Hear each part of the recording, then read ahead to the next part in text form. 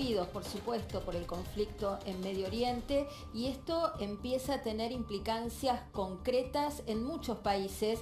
Uno de los datos del día tiene que ver con que Israel elevó el alerta de 1 a 2 para los viajantes a 80 países, varios de Latinoamérica e incluida la Argentina. Vamos a hablar de este tema y también, por supuesto, de la situación de los rehenes. Estamos con Gabriel Ventasgal. ¿Cómo estás, Gabriel? Gracias nuevamente por el contacto. Un gusto. Un placer nuevamente. Un placer. Igualmente, igualmente. Si querés, arrancamos por esta noticia que tiene que ver con la elevación de la alerta de 1 a 2 en 80 países. Contanos un poco qué significa, en base a qué parámetros, y entiendo también que hay recomendaciones muy concretas que se están haciendo a los viajeros, a aquellos que vayan a concurrir a estos países y bueno, sean parte de la comunidad judía en el mundo, ¿no? Mira, Marina, lo que ocurre es lo siguiente. Cuando Israel se enfrenta a Irán específicamente en el Medio Oriente, la superioridad militar convencional de Israel frente a Irán es muy grande. Entonces lo que vemos, por ejemplo, es que Israel ataca a Irán en Siria, por ejemplo, donde tienen bases militares y demás.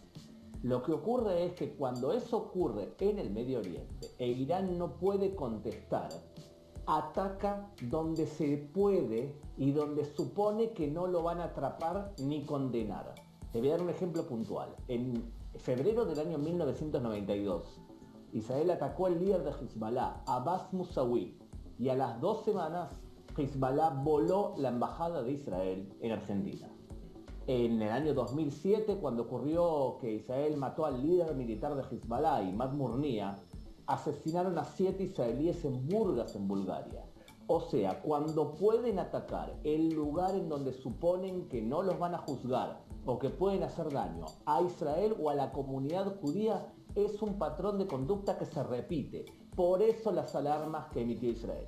Se entiende, y bueno, y por supuesto los hechos que quedaron impunes, ¿no? En la Argentina, eso nos pone en esta alerta o en este incremento del riesgo que está señalando Israel. Sí, tengo entendido que, a ver, el riesgo es por cantidad, por la importancia o la relevancia de la comunidad en cada uno de esos países, pero también por los niveles de seguridad. La verdad que la Argentina tiene niveles bajísimos de seguridad en materia de terrorismo internacional, la triple frontera, bueno, en fin, ¿no? Supongo que esos dos factores coordinados son los que elevan el nivel de alerta.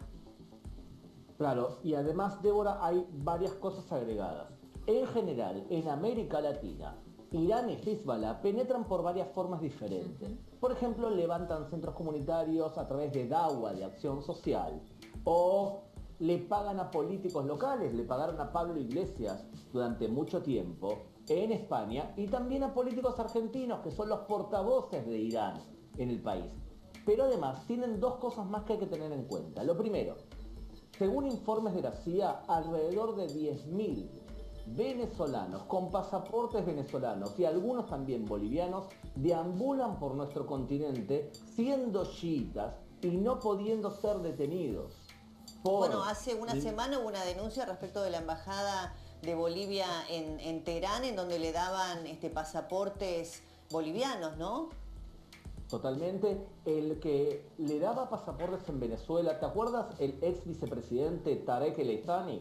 Sí. Él tiene familiares en Siria porque él es druso y son los aliados de Assad. O sea que los chiitas ahí penetraron en nuestro continente y además han firmado un acuerdo con los narcos para limpiarles dinero en América Latina y están ganando, según varios informes, alrededor de 400 millones de dólares. Entonces la presencia de toda una red de sostén de Irán y de Hezbollah en América Latina no es algo menor. Por eso las alarmas en Brasil, en Argentina, porque principalmente recuerde lo siguiente: cuando vos querés hacer un atentado terrorista, vos querés que eso tenga un efecto a nivel de la comunidad internacional. No es lo mismo hacer un atentado en Argentina, que va a difundirse por todo el mundo, que hacerlo en Belice.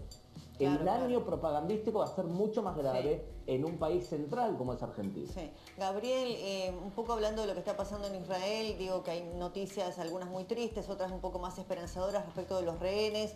Se conoce información todos los días respecto de rehenes que se creía estaban prisioneros, sin embargo sus familias reciben las comunicaciones de que han sido muertos, abatidos por el ataque de Hamas.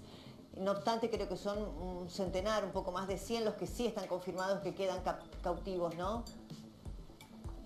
Sí, y lo más llamativo en los últimos días es que empieza a saberse, ya las personas empiezan a contar qué fue lo que sufrieron dentro del cautiverio, que incluye violación a hombres, que drogaban a los secuestrados, a los rehenes, a los secuestrados, a los robados de alguna manera. Sí. Los drogaban para mantenerlos en estado emocional neutralizados. Y todo tipo de abusos. Lo que sucedía era que cuando se entregaron en estos intercambios por el cese de fuego a estos mismos rehenes, Hamas montó un show en donde ponían a los soldados de Hamas acompañando amablemente a las personas y cediéndolas, y todos vestidos de rosa. Y algunos creen que eso es el trato que recibió el secuestrado en manos de Hamas, cuando por lo visto tenemos un montón de informaciones que fue terrible lo que vivieron.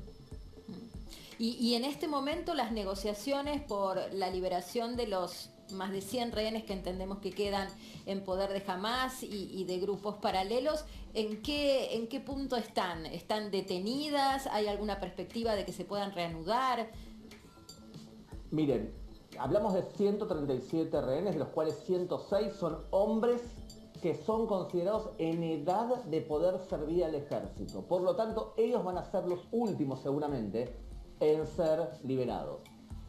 Debido a que el Hamas violó el cese de fuego, la política israelí es ahora, seguimos atacando con fuerza para presionar al Hamas, de tal forma que le convenga volver a ellos a proponer otro cese de fuego y otro intercambio. Entonces estamos en una pausa entre la violencia anterior, el cese de fuego, y esta nueva ola de violencia en donde Israel ha conquistado bastiones importantes en el sur de la Franja de Gaza, como el campamento de Jebalia. Entonces el anillo se le va cerrando a los líderes del Hamas, y eso puede provocar quizás que cedan a una negociación o bien escenarios peores. Bueno, te queremos agradecer muchísimo el contacto y bueno, te vamos a seguir convocando. Ojalá que podamos dar en el cortísimo plazo la noticia de que llegó la paz. Marina, un pequeño dato importante. Por supuesto. Que Netanyahu y Milei hablaron por teléfono, bien, y tengan en cuenta que en Israel viven 110.000 argentinos, y que a diferencia de otros primeros ministros, para el primer ministro actual, Argentina y Sudamérica sí son importantes. Le agradeció el apoyo que le había dado Israel y su intención de trasladar la embajada.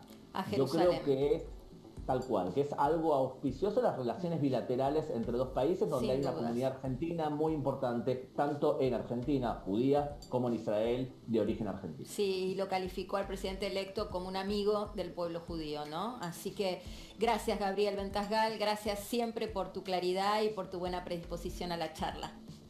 Un abrazo, gracias. Chao, gracias. Lo recibimos ya a Luis Novarecio. ¿Cómo estás, Luis? Buen día. Buen día, Débora. Hola, Marina. De paso hago el chivo. Está llegando a Buenos Aires mañana, Ventasgal. Ah, qué bueno. El jueves lo tengo en la entrevista. Ay, qué lindo, qué bueno. Tengo una sucesión de gente